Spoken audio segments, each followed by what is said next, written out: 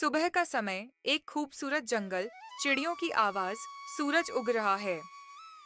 बहुत दूर, एक हरे भरे जंगल में, जहाँ पेड़ आसमान को छूते थे, नदियाँ गाना गाती थीं और जानवर मिलजुल कर रहते थे।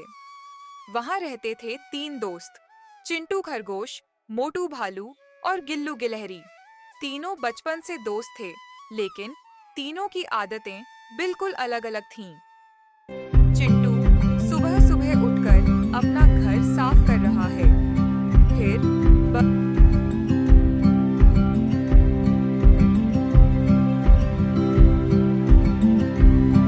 लल्ला लल्ला। आज भी सुबह हो गई। चलो पहले काम निपटा लेते हैं, फिर खेलेंगे।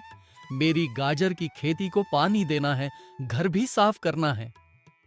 मोटू जोर जोर से खर्राटे ले रहा है। शहद की खाली हांडियां बिखरी पड़ी हैं। दूसरी तरफ मोटू भालू, वो तो अभी सपनों की दुनिया में खोया हुआ था। मोटू को बस दो काम पसंद थे, खाना और सोना। ममम और शहद दो, एक हांडी और चीज।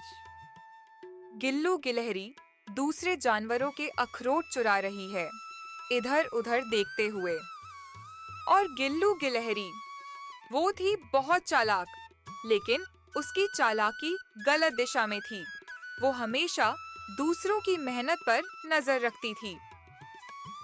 हे, बंटी बंदर ने इतने सारे अखरोट जमा किए हैं। इसे तो पता भी नहीं चलेगा अगर मैं थोड़े ले लूं। मेहनत क्यों करना जब दूसरों से मिल जाए। हे। जंगल का बीचों बीच मैदान, सभी जानवर इकट्ठा हैं। दादा उल्लू एक ऊंची चट्टान पर बैठे हैं। सुनो सुनो, जंगल के सभी वासियों, मुझे तुम सबको एक बहुत जरूरी बात बतानी है। क्या हुआ दादा उल्लू, बताइए ना। मुझे हमारे पुरखों की पुरानी किताब में एक रहस्य मिला है। इस जंगल के पार, काली पहाड़ी के ऊपर, एक जादुई पेड़ है। जादुई पेड़? हाँ, वो पेड़ साल में सिर्फ एक बार, पूर्णिमा की रात को, एक सुनहरा फल देता है।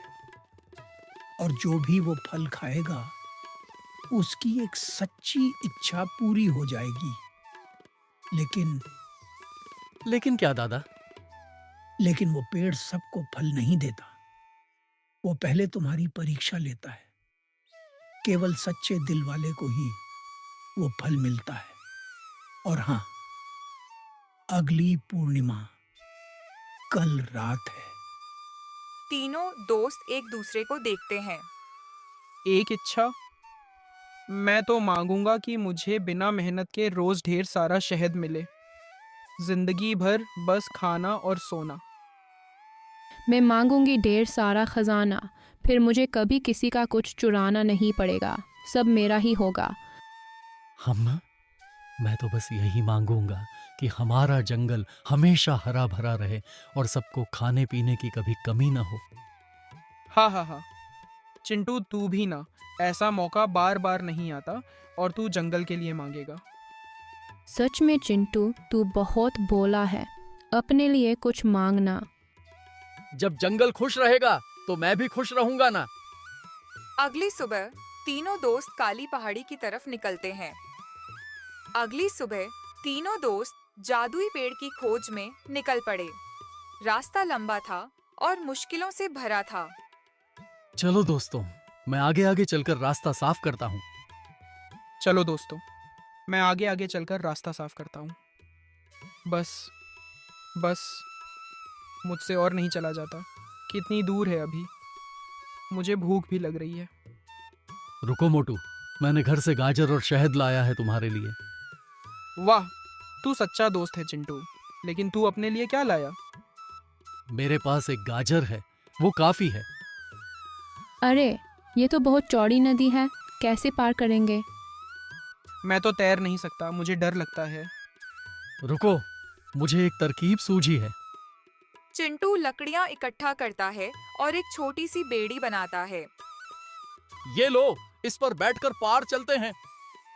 हम चिंटू तो बहुत काम का है, इसे साथ रखना फायदेमंद है। जब फल मिलेगा तो मैं झपट लूंगी। काली पहाड़ी के नीचे पहुंचते हैं। एक बूढ़ा कछुआ रास्ते में पड़ा है। उसकी टांग में चोट लगी है। बच्चों, मदद करो, मेरी टांग में बहुत दर्द है, मैं चल नहीं पा रहा। अरे बाबा, हमें बहुत जल्दी है। पूर्णिमा से पहले पहाड़ी पर पहुंचना है। किसी और से मदद ले लो। हाँ हाँ, हमारे पास टाइम नहीं है, चलो जल्दी। नहीं दोस्तों, हम इन्हें ऐसे नहीं छोड़ सकते। ये बुजुर्ग हैं और इन्हें हमारी जरूरत है। लेकिन चिंटू, अगर देर हो गई तो फल नहीं मिलेगा। फल मिले या न मिले, किसी की मदद करना ज्यादा जरूरी है। चिंटू अपने बैग से कपड़ा निकालकर कछुए की टांग पर पट्टी बांधता है। पास की झाड़ी से जड़ी बूटी तोड़कर लगाता है। ये लगाइए दादाजी, दर्द कम हो जाएगा। और ये मेरी आखिरी गाजर है, खा लीजिए, ताकत आएगी। बेटा, भगवान तुम्हें बहुत खुश रखे। जाओ, सीधे बाएं वाला रास्ता पकड़ना, जल्दी पहुंच जाओगे। और बेटा, याद रखना, सच्ची दौलत दिल में होती है। शुक्रिया दादाजी।